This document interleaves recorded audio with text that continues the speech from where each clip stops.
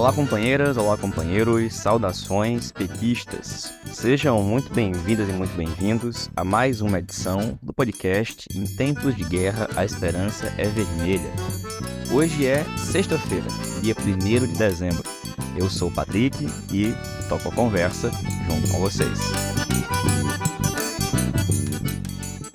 No episódio de hoje, dividido em duas partes, começamos ouvindo o companheiro Jonatas Moretti, advogado militante do PT no DF, que fala sobre a série de questões no âmbito do judiciário, desde a aprovação da PEC no Senado que trata da limitação dos poderes do STF, até as indicações do presidente Lula, do Flávio Dino para o STF e do Gonê para a PGR.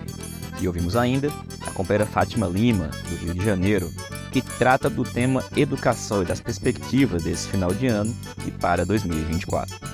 Na segunda parte, ouvimos uma intervenção do companheiro Walter Pomar, feita no seminário da Tendência Petista Avante, que a gente compartilha na íntegra aqui no podcast.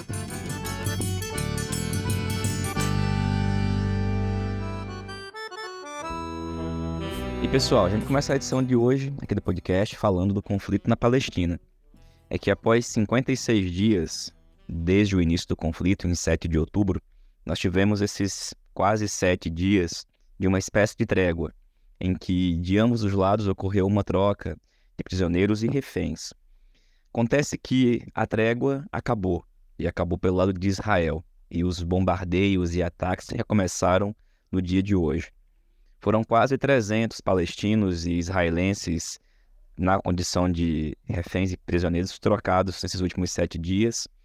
Ocorreu o ingresso de algum tipo de ajuda humanitária, comida, água, em Gaza, mas o fato é que a ofensiva do Estado de Israel foi retomada no dia de hoje e diversas novas mortes estão sendo amplamente divulgadas, mortes de jornalistas, mulheres, crianças.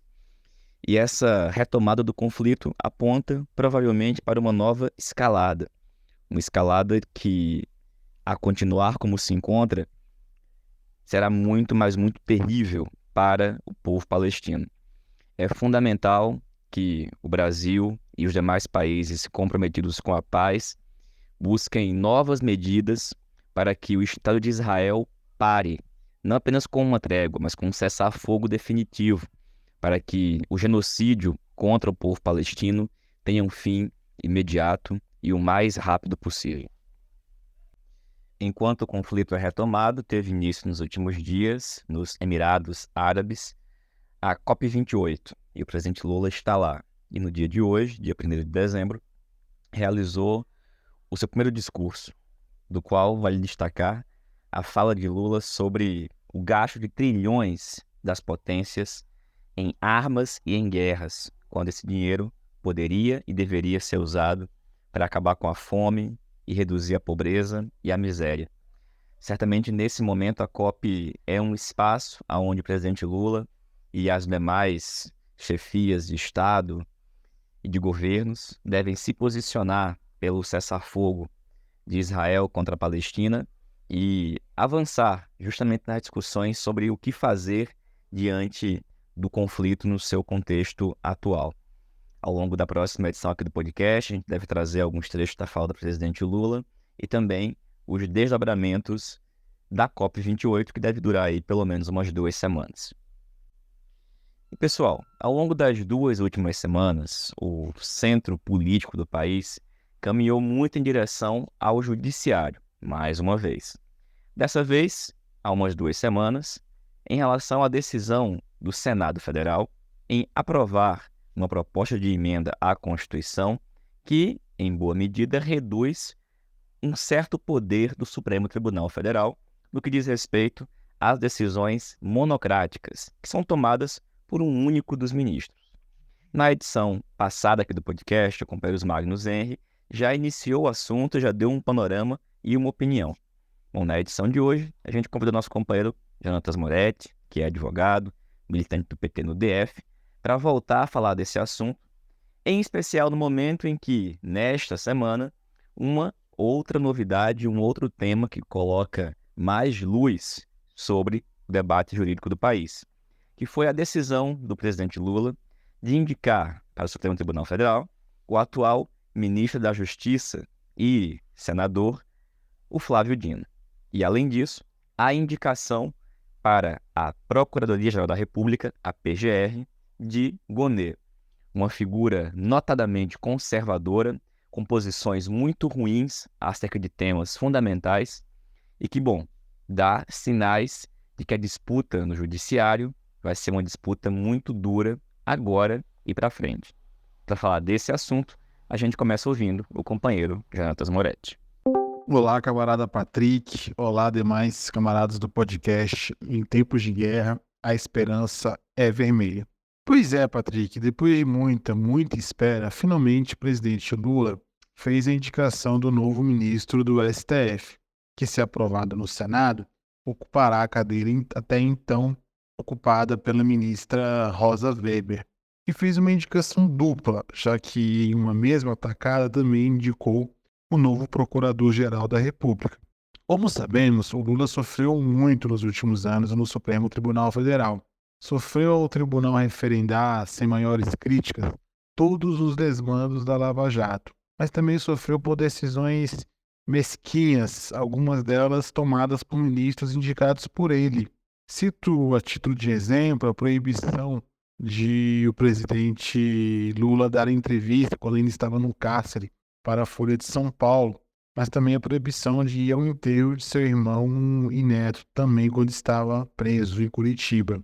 Em virtude de todo esse contexto, Lula mudou a forma de indicar os ministros. Estou comparando com seus dois primeiros governos. Com Dino, Lula terá indicado em seus 3 governos 10 ministros ao STF, quase uma composição inteira. Nas suas 2 primeiras passagens, ele indicou César Peluso, Aires Brito, Joaquim Barbosa, Eros Grau, Ricardo Lewandowski, Carmen Lúcia, Menezes Direito e Dias Toffoli, e agora Zanin Dino. Somado às 4 indicações de Dilma, os presidentes petistas já indicaram 14 ministros ou ministras. Sim, isto merece uma grande reflexão sobre a oportunidade perdida de uma mudança mais estrutural no Supremo. Mas isso pode ficar para um outro podcast e voltemos aqui ao nosso assunto de hoje, Patrick. Pois bem, nestas 8 indicações dos seus 2 primeiros mandatos, foi uma escolha contando com a participação de muitos e muitos de seus assessores, dos quais destaca-se seu ex-ministro da Justiça, Márcio Tomás Bastos, e o seu amigo, advogado e ex-deputado Sigmaringa Seixas, que inclusive teria negado uma indicação ao tribunal. Dizem alguns até que Lula não dava a importância devida a essas indicações. Em síntese, não era uma indicação com o DNA do presidente. Agora não. Por acerto ou por erros, a escolha de Zanin e agora de Flávio Dino pode ser acreditada 100% a Lula. Não é que ele não tenha ouvido as pessoas, mas foi uma escolha exclusiva do presidente, sem ceder muito para pressões externas, com ênfase para a legítima e correta campanha por indicação de uma mulher negra. Aqui cabe um parêntese e uma observação, que é o fato de que Dino se autodeclara pardo, portanto negro, então foi uma indicação de um homem negro ao STF.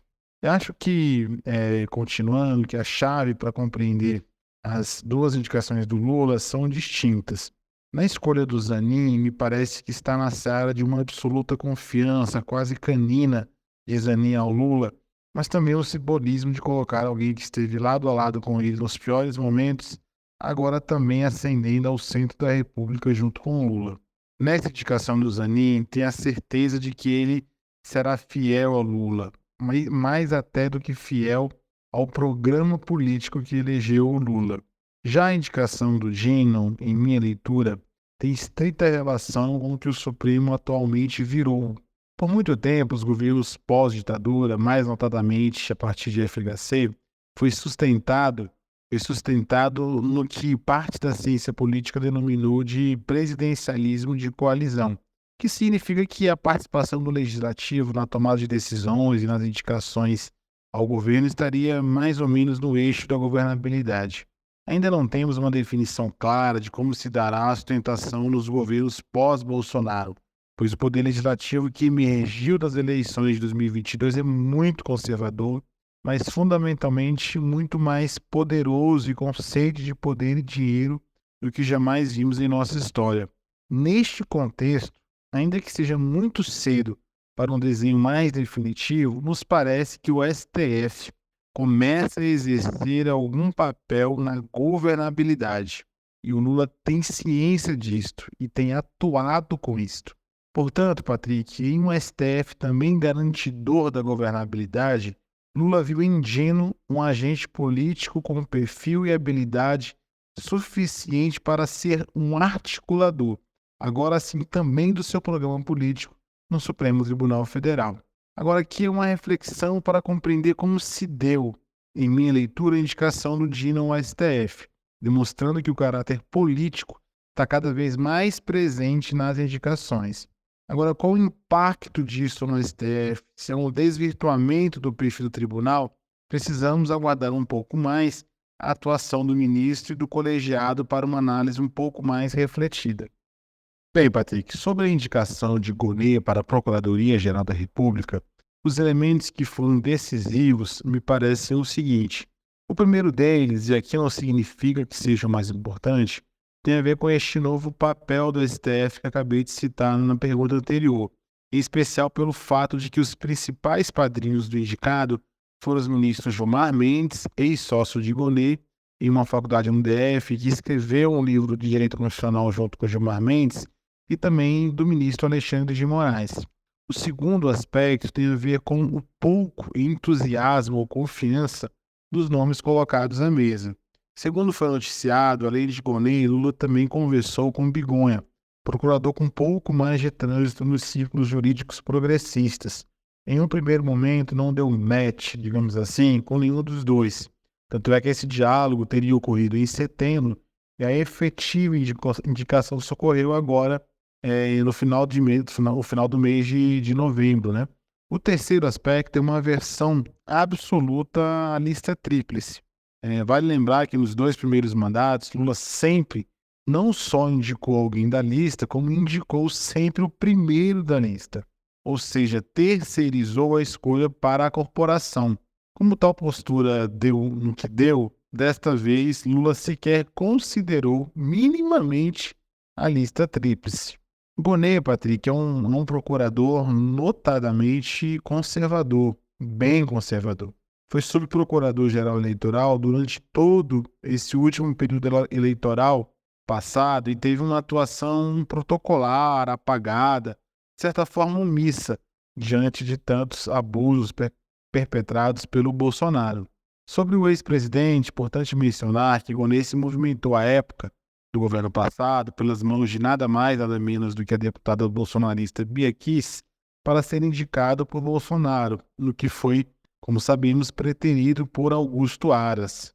Além disso, no que tange a importante pauta da memória e verdade, tem votos horrorosos no âmbito da Comissão de Mortes e Desaparecidos, como o voto contra o pleito da Zuzu Angel, ali naquela comissão, ali na década de 90, mais precisamente em 96. Essa, podemos dizer, sem muito medo de errar e sem muito risco de ser precipitado, que foi uma indicação muito ruim do presidente Lula. Uma indicação que não dialoga, como falamos na nossa última participação aqui no podcast, não dialoga com o Ministério Público com o seu papel histórico e constitucional, como órgão de defesa do meio ambiente, dos direitos difusos e coletivos, do controle externo das polícias, da proteção aos povos indígenas. Lula optou pelo establishment jurídico, optou por uma suposta governabilidade diante desse perfil conservador de Gonê e que muito agrada o atual Poder Legislativo. Valeu, Moretti. Obrigado, companheiro. Bom, certamente vamos voltar a tratar desse assunto nas edições ainda desse mês de dezembro, porque a perspectiva, segundo o presidente do Senado, é de que a sabatina para o Flávio Dino ocorra ainda este mês. E agora vamos falar de educação. É que ao longo dessa semana a gente escutou muito boato sobre a possibilidade de terminarmos o ano com novas surpresas no campo da educação. Tem notícias muito boas, como por exemplo, a prorrogação da lei de cotas, que a gente comentou aqui no podcast, ouvindo a companheira Rayane Andrade, mas também notícias muito preocupantes. E uma delas diz respeito à possibilidade de uma prorrogação do atual Plano Nacional de Educação. É que um projeto foi protocolado pela atual senadora Dorinha Seabra. E, bom, é um projeto que causa muita preocupação, em especial pela falta de diálogo. E, além disso, recentemente, tem uma série de matérias que falam sobre as perspectivas de poucas mudanças no campo do novo ensino médio. Vamos lembrar que o relator do projeto é o ex-ministro da Educação do Temer, Mendonça Filho, que deu declarações essa semana, que se reuniu com secretários estaduais de educação e que vai fazer alterações na proposta do governo. Lembrando mais uma vez que o governo suspendeu a implantação do novo ensino médio, realizou uma consulta, né, que nós temos opiniões muito críticas em relação a ela, uma consulta virtual feita pela plataforma do governo, do Senado Federal, mas ao fim e ao cabo o que se sabe é que existe uma proposta que está sendo avaliada, mas emendada agora pelo relator, que é o Mendoncinha, uma figura ligada aos grandes grupos empresariais de educação e que foi responsável por construir esta coisa horrenda que é o novo ensino médio. Bom, mas se você falar especificamente de como a gente está terminando esse ano de 2023, perspectivas para o ano que vem e esse tema do PNE, a gente convidou a companheira Fátima Lima, que atualmente é militante do PT, lá na capital, no Rio de Janeiro, e também militante sindical da educação. Olá, pessoal. Aqui é a Fátima Lima. Eu estou falando do Rio de Janeiro, sou coordenadora do setorial de educação do PT do Rio de Janeiro e membro da CAED, que é o Setorial Nacional de Educação do PT. Hoje eu estou aqui para falar um pouco de como vem sendo o debate da educação no governo Lula. Quais são os retrocessos e avanços, quais são os perigos que espreitam a educação e o povo brasileiro. E aí a gente vai começar pelas más notícias. Bom, volta à pauta do Senado, na Comissão de Educação, o tema da homeschooling, exatamente, educação domiciliar. Nós pensávamos que essa pauta já havia sido superada, mas claro que com o movimento bolsonarista ainda existente, da extrema-direita, pautando inclusive temas da educação, ganha força esta discussão e tem aí uma agenda de audiências públicas que começou hoje, dia 1º de dezembro, a próxima audiência no dia 4 e a terceira no dia 12 de dezembro. Esperamos que tenhamos aí notícias boas e possamos superar de vez este debate, que é um dos grandes temas do conservadorismo e que tem também na privatização um nicho. Outro tema espinhoso é o projeto de lei da professora Dorinha.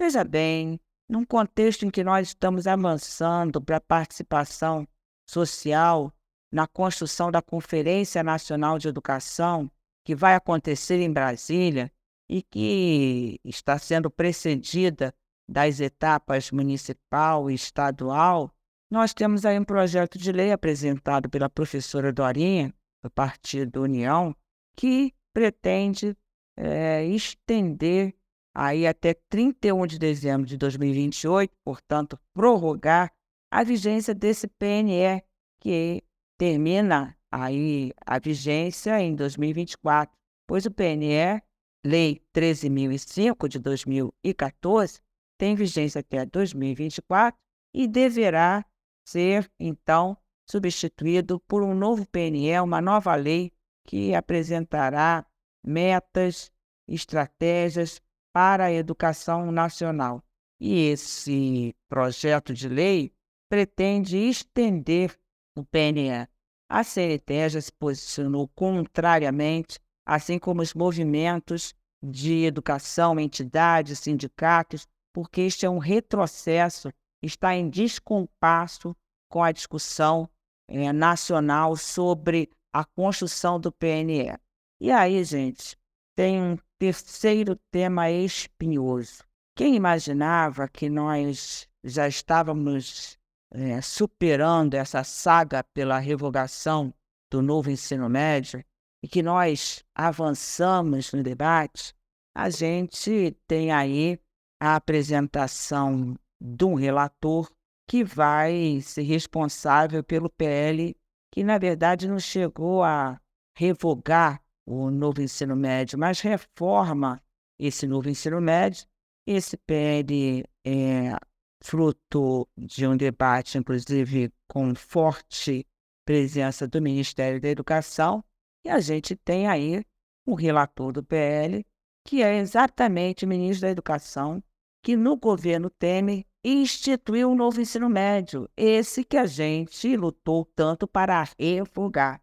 É o Mendonça Filho, também do Partido União da Dorinha, que tem aí condições de alterar o texto original do PL, que não é exatamente o texto que nós queríamos e que defendemos, mas que sim, é um grande avanço em relação ao projeto apresentado pelo governo Temer.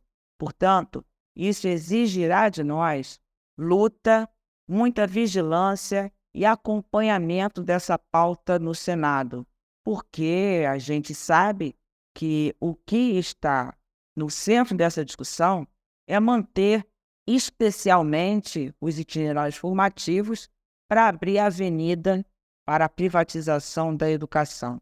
Olho vivo, vigilância, luta permanente contra esses avanços dos bolsonaristas e da extrema-direita na pauta da educação.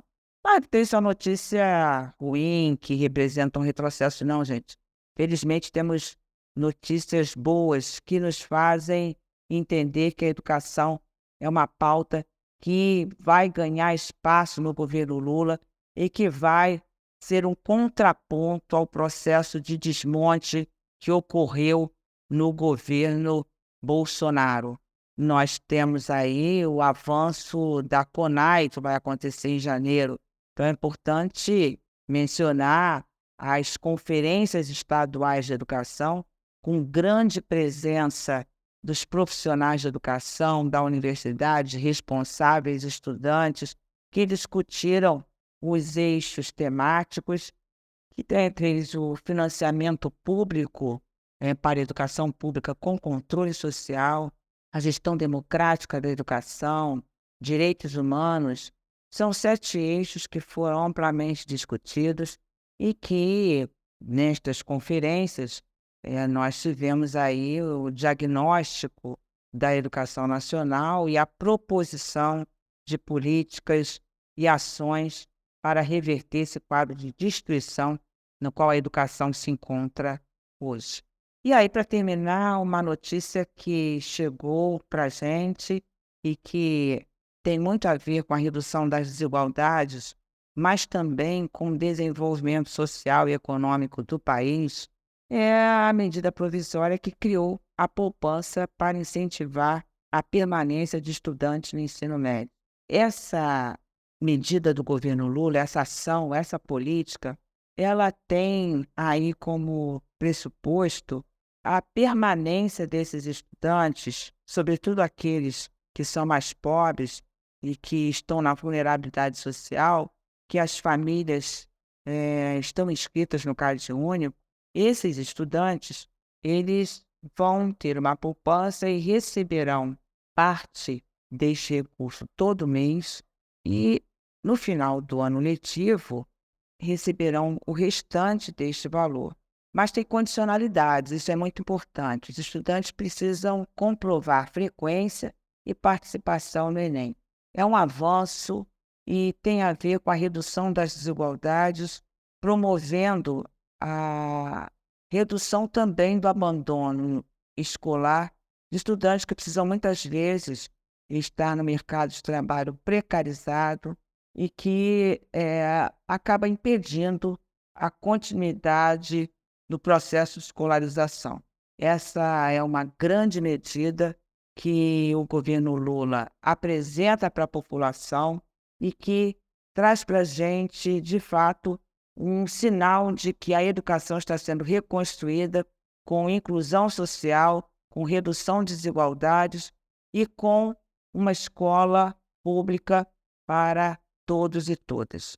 Por hoje é só, e quem sabe a gente volta em outra ocasião para trazer novas e boas notícias sobre a educação nacional. Valeu, Fátima. Obrigado, companheira. E, pessoal, como eu informei aqui no início do podcast, a edição de hoje está dividida em 2 partes. E vamos voltar escutando a fala do companheiro Walter Pomar. O Walter foi convidado para falar no seminário da tendência petista Avante, que ocorreu no último final de semana. Estava presente no seminário representantes de diversas tendências. E é a fala feita pelo companheiro Walter que a gente reproduz na íntegra aqui para todo mundo poder escutar. É uma análise de conjuntura, é uma opinião sobre a situação do PT nesse momento, do governo Lula, e algumas preocupações com o presente e com o futuro. É a fala do Walter no seminário da Avante, que a gente escuta a partir de agora. Boa noite, companheiras, boa noite, companheiros. Eu queria agradecer o convite, por falar em meu nome pessoal, mas também em nome da articulação de esquerda. E queria começar registrando o fato de que no mais recente Congresso Nacional realizado pelo PT em 2019, nós tivemos 8 chapas e ao todo 14 tendências estão representadas no atual Diretório Nacional do Partido. E o direito de tendências no PT foi algo que a gente conquistou em 1987. Foi uma grande novidade, muito positiva para o partido. Só que era um direito, não era uma obrigação. E a verdade é que hoje, para o militante petista que queira ter alguma participação organizada, virou uma obrigação. O militante comum, o filiado comum, entre aspas, do nosso partido, se ele não tiver uma tendência, ele fica impedido de participar de muitos debates, de ter informações. Isso é péssimo para o nosso partido. E ao mesmo tempo, as tendências mudaram de caráter ao longo desses 30 anos, 20 e tantos anos.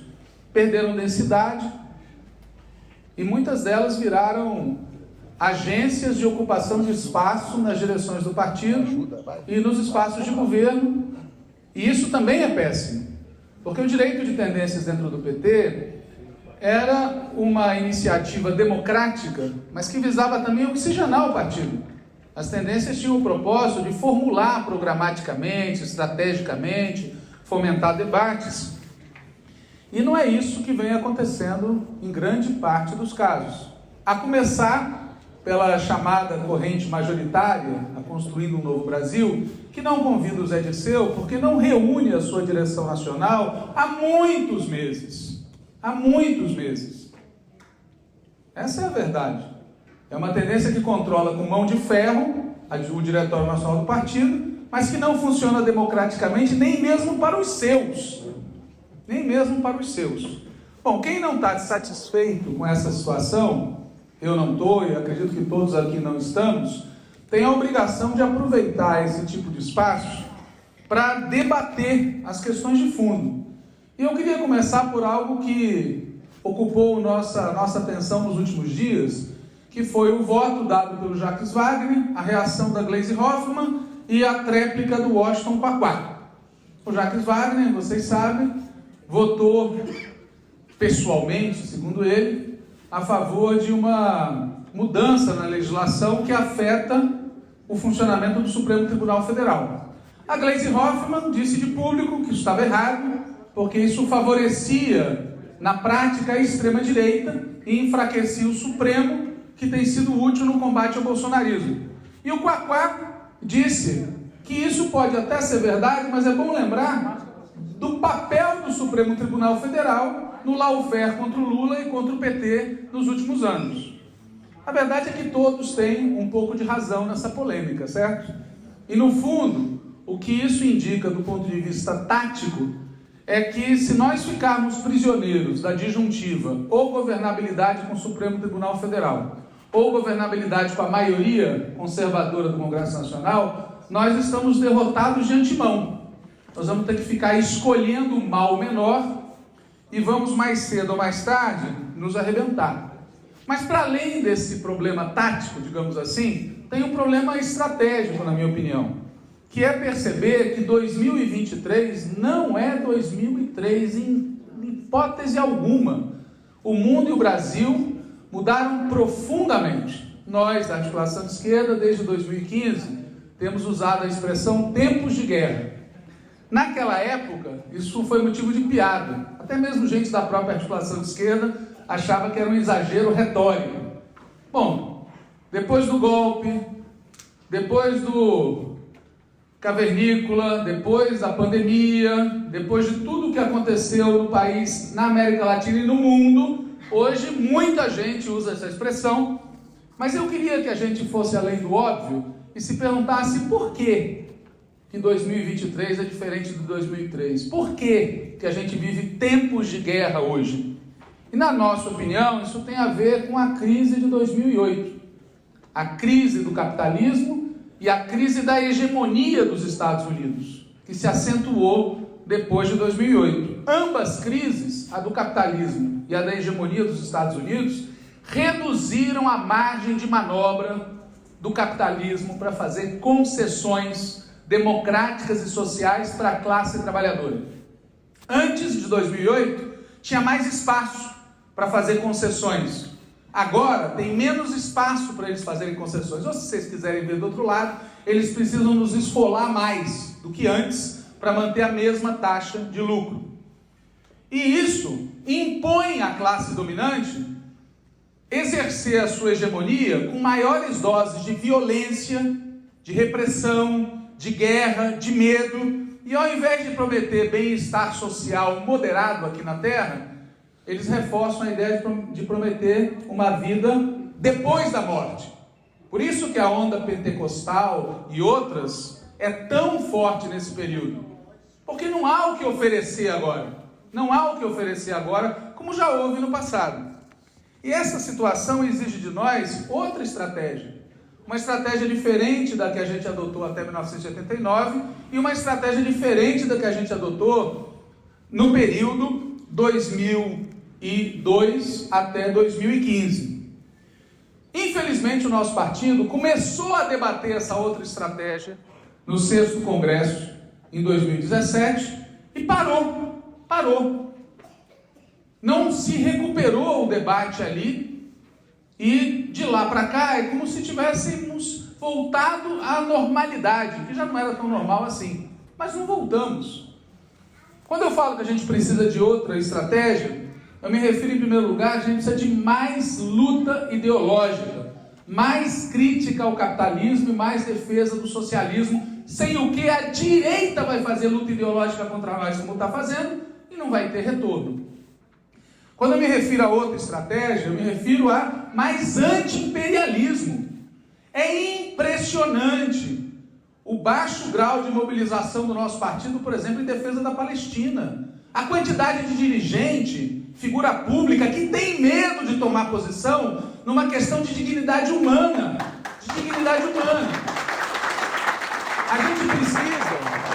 A gente precisa ter mais urgência na defesa da reindustrialização do país e do combate à primário exportação. Mas para isso, precisa entender que o capital financeiro e o agronegócio são inimigos do povo brasileiro.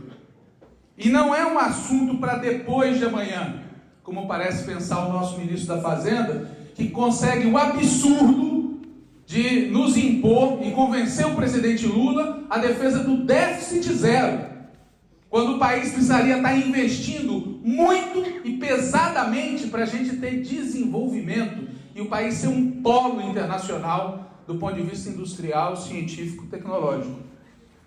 Outra estratégia significa uma política de enfrentamento das casamatas de poder da classe dominante. Qual é a nossa política para as Forças Armadas? Qual é a nossa política para as polícias militares? Qual é a nossa política para ter uma maioria de esquerda no Congresso Nacional? Qual é a nossa política para acabar com o superpoder do sistema judiciário, que se acha acima do povo, se acha poder moderador? Qual é a nossa política para enfrentar o oligopólio da comunicação? A verdade é que nós abrimos mão de fazer esse debate, ou fazemos o debate e abrimos mão de aplicar aquilo que a gente debateu. Vocês podem escolher. No caso das polícias, eu quero dizer que eu me sinto envergonhado de ver estados governados pelo PT exibirem índices de violência contra o povo pobre, preto e periférico piores do que estados governados por fascistas. É motivo de vergonha e é uma responsabilidade do PT isso. Porque nós não podemos dizer que é herança maldita depois de 3, 4 mandatos que a gente governa. Outra estratégia significa ter um governo que haja politicamente, rompendo com administrativismo, com republicanismo e com frente amplismo, que faz a gente conquistar governos e depois ver a direita se beneficiar disso e nós ficamos olhando.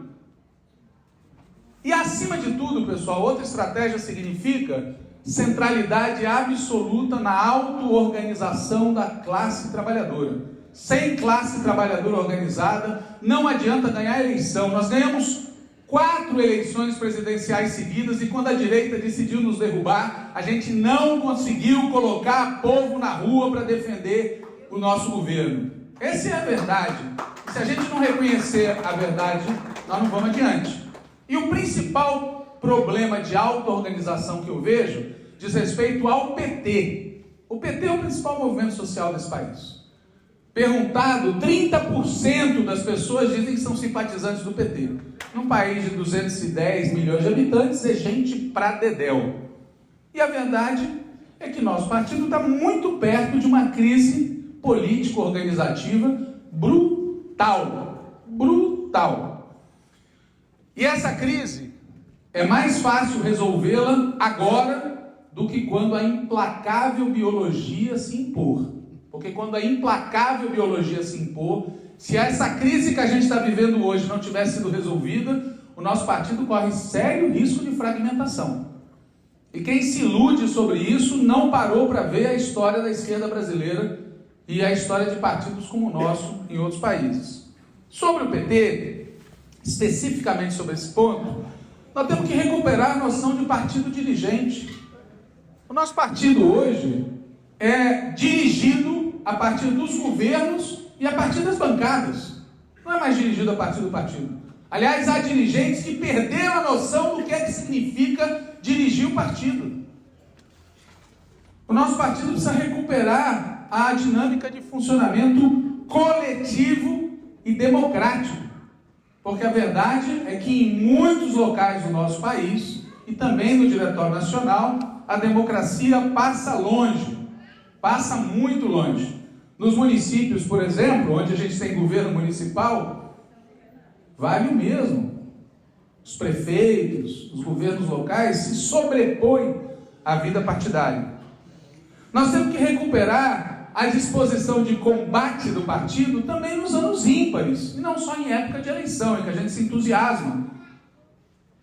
Só que tem vida no país todo o tempo, como dizia o manifesto de fundação do PT, um partido para todos os dias, não só em época de eleição. E temos que recuperar o horizonte. Boa parte dos filiados do PT hoje são filiados pós-2003 e uma parte expressiva é pós-2018. Isso é ótimo. Isso é ótimo. O que não é ótimo é que a gente perca o horizonte. Para que a gente quer esse partido? Nós queremos esse partido para que o Brasil seja socialista, para que o Brasil tenha soberania, para que haja liberdades democráticas reais, para que haja bem-estar social, para que haja integração regional efetiva, para que o nosso país contribua para um mundo completamente diferente do que a gente vive, não para eleger alguém na próxima eleição. Ainda que eleger alguém na próxima eleição seja importante para tudo isso, mas não é o fim em si, é um meio, é um instrumento. E para dar conta disso, eu queria acentuar 2 problemas que são obstáculos, na minha opinião. O primeiro obstáculo é que o grupo atualmente majoritário do PT, que o Zé Disseu considera ser um herdeiro da velha articulação, e eu tenho muitas dúvidas a respeito, basta ver o que a velha articulação dizia e o que o grupo atualmente majoritário faz em inúmeras questões. Mas o fato é que o grupo atualmente majoritário do Diretório Nacional do PT age como partido dentro do partido. As decisões que eles tomam, eles impõem às instâncias do partido de fora para dentro. Não vou aqui contar casos do Diretório Nacional, mas há casos vergonhosos que confirmam isso que eu estou acabando de falar. O problema é que, além de agir assim, eles não têm mais coesão interna nenhuma. Nem em âmbito nacional, nem em inúmeros estados. Estão fracionados em múltiplos grupos. Só que também não racham. Porque no passado, a tendência da qual eu faço parte aqui, e que muitos aqui conhecem, o Arlindo foi um dos fundadores no passado, em 1993, foi produto de um racha. Mas naquela época a gente funcionava pela política e não pelo controle do aparato. E em nome do controle do aparato, se convive dentro de um único grupo que controla o partido, não reúne, não tem política unificada, também não racha e a gente não consegue derrotar. O resultado é o pântano, a crise. Por exemplo, ver a presidenta nacional do PT dizer: vou me posicionar sobre isso via tweet, porque se eu levar para a executiva, vão embarrear. O vão embarrear não somos nós, são eles. A que ponto nós chegamos? Ou quando a gente fala com uma outra figura importantíssima do grupo majoritário e diz: a presidenta não é da CNB não, a presidenta é do grupo XYZ, que não é nem o meu, nem o vosso. É esse o ambiente do grupo majoritário. E isso é um imenso problema. E o segundo problema é nós. Os grupos chamados minoritários dentro do PT, além de fragmentados, cada um de nós tem um pedacinho hoje do Diretório Nacional. Além de tampouco terem coesão entre si, porque quando a gente vota junto, a gente quase derrota, e se tiver uma pequena dissidência do lado de lá, a gente derrota os caras. Mas além disso, muitos de nós aceitamos a condição de minoria eterna. Deixamos de disputar a hegemonia no partido. Deixamos de querer ser maioria. Paramos de acreditar que sem derrotar a CNB não tem salvação para o PT. Sem derrotar a CNB não tem saída. O que acaba deixando a maioria em zona de conforto. Deixa em zona de conforto, porque aí uma hora eles negociam com os de nós, outra hora negociam com outros de nós, e vão governando, e vão desgovernando o PT, porque esse é o problema. Eu fiz oposição à gestão do Zé Dirceu de 95 em diante, mas pelo menos ali tinha uma direção. Hoje não tem, essa é a verdade. Você faz oposição sem que haja uma direção. E eu quero deixar claro que eu não me estou referindo à presidenta do partido, estou me referindo ao grupo majoritário do partido. O que é que nos salvou até agora? Porque esse desfile de horrores que eu fiz aqui diz, bom, acabou tudo, nós devíamos estar presos. Pois bem, o que nos salvou até agora, em primeiro lugar, é a crise. Essa crise mundial e nacional brutal. Em segundo lugar, a divisão na classe dominante. Alguém tem dúvida que a divisão na classe dominante foi fundamental para a nossa vitória no passado? Alguém tem dúvida que o STF é mais corajoso no combate ao bolsonarismo que muitos de nós? Porque tem divisão entre eles. Isso nos salvou. E nos salvou também as reservas imensas que nós temos de apoio junto ao povo. Você vai na periferia, você não encontra base organizada da esquerda, mas foi nas periferias que nós ganhamos as eleições. O povo é melhor do que nós, desse ponto de vista.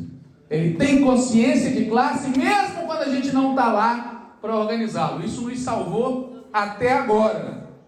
Mas diferente do companheiro Zé Dirceu, eu não acho que a gente tem 12 anos pela frente. A minha opinião é uma questão de tempo. Se nós não solucionarmos rapidamente alguns dos problemas que eu citei, o problema não será ser, mas sim quando e como nós vamos ser derrotados. Porque inapelavelmente nós vamos ser derrotados se a gente não mudar alguma dessas questões que eu citei aqui.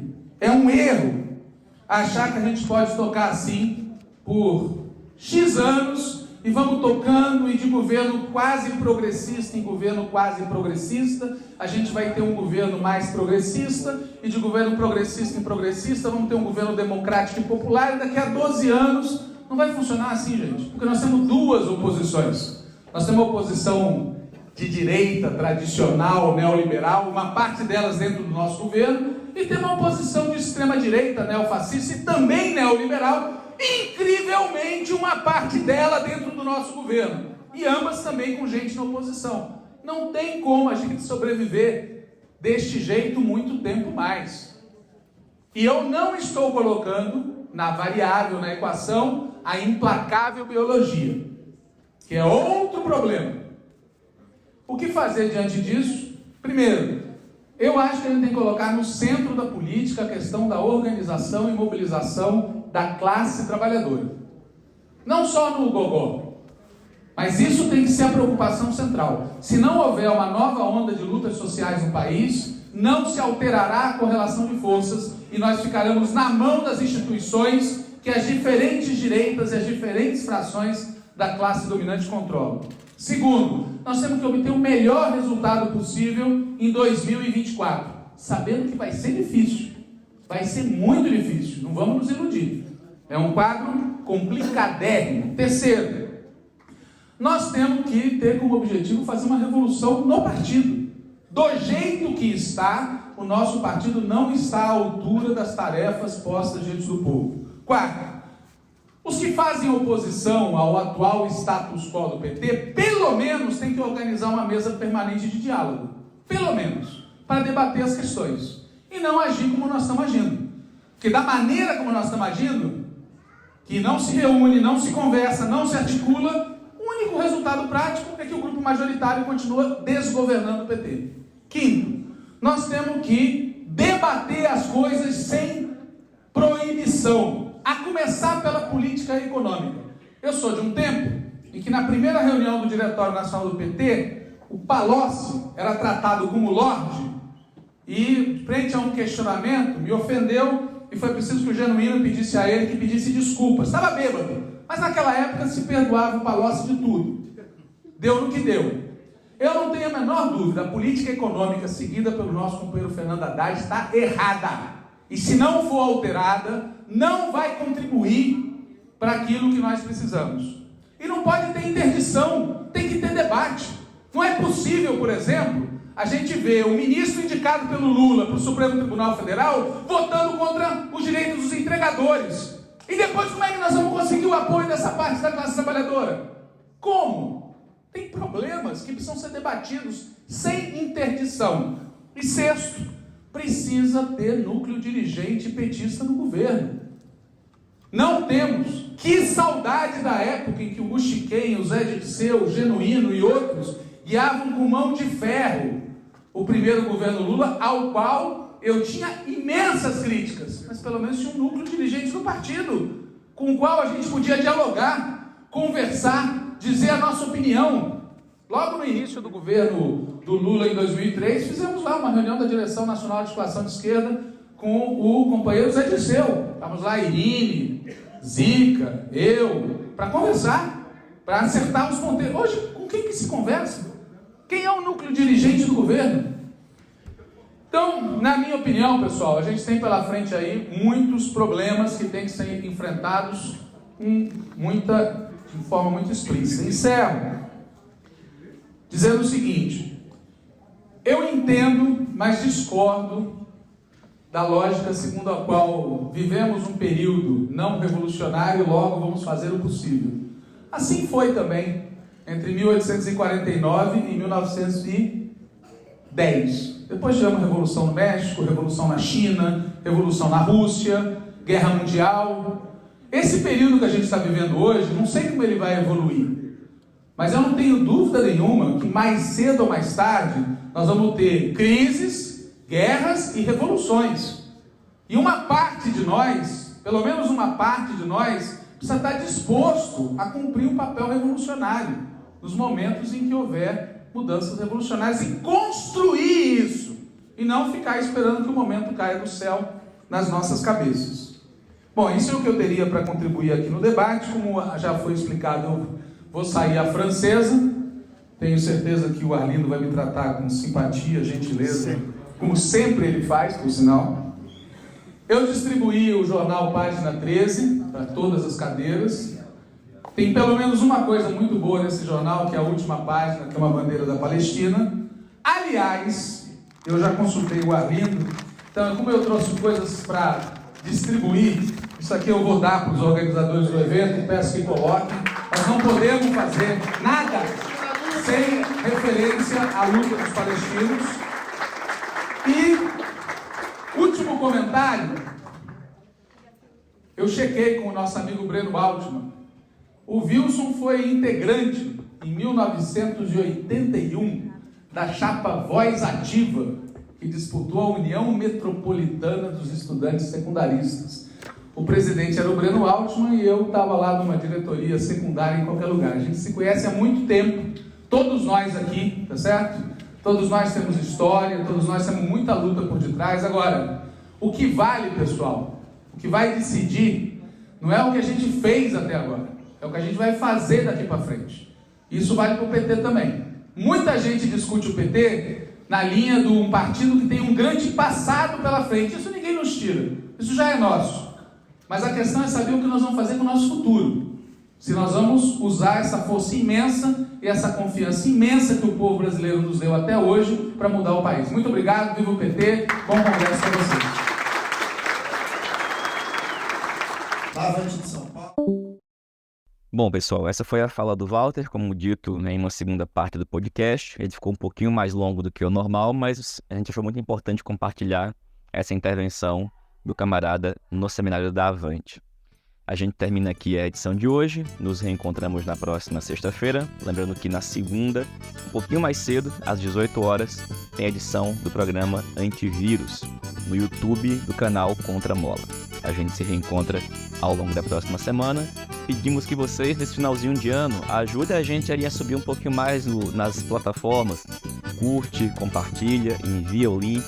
E caso você, que é nosso assíduo ouvinte, deseje externar isso, marca o Página 13 nas suas redes sociais, na divulgação do que você mais escutou no ano de 2023. Até a próxima semana, saudações petistas e até mais.